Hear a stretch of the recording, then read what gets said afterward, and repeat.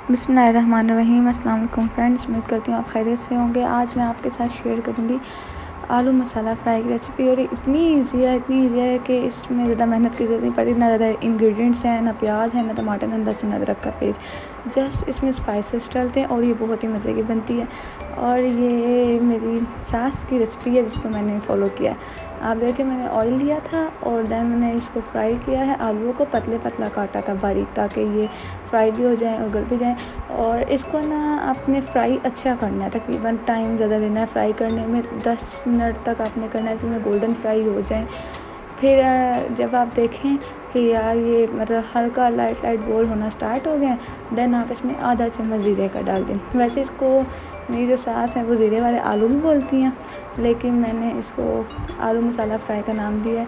फिर आपने ज़ीरा डाल के भी इसको ऐसे ही फ्राई करना है। मैं आपको ये कह रही हूँ बार बार कि इसकी फ्राई पे इसका ज़्यादा ध्यान देना, क्योंकि इसको ज़्यादा पानी नहीं डालना है। फिर इसमें मैंने हाफ़ टी स्पून के करीब पिसा हुआ धनिया, रेड मिर्चें पिसी हुई और दारा मिर्च डाली है।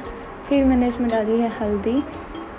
देन मैंने इसमें डालना है जी नमक।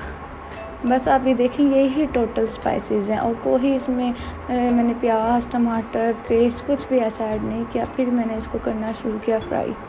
इतना फ्राई किया है मैंने कि ये नरम होना शुरू हो गए हैं। और जस्ट ये अगर मैं इसमें हाफ़ कप के करीब पानी डालूं और 5 मिनट के लिए दम पे रखूं तो ये गल जाएंगे इजीली, पक जाएंगे, कच्चे नहीं रहेंगे।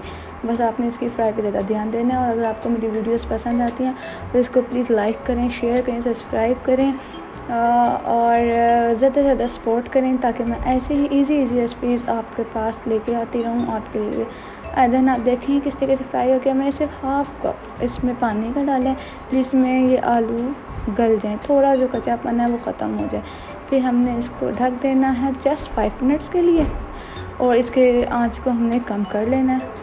और 5 मिनट बाद हम ये देखेंगे कि आलू मुकम्मल तौर पे गल चुके हैं और बहुत मज़े के लगते हैं।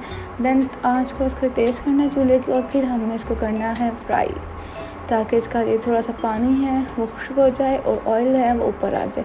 ये बहुत मज़े की रेसिपी है। आप पराठे के साथ भी खा सकते हैं, लंच में बच्चों को भी दे सकते हैं। अगर कभी आपका कुछ खाने का दिल नहीं कर रहा और कोई आपने जल्दी से कुछ ना बनाना है तो ज़्यादा टाइम नहीं लेना, तो आप ये बना सकते हैं। फिर आपने इसमें हरा धनिया और हरी मिर्च बारीक कटी हुई डालनी है।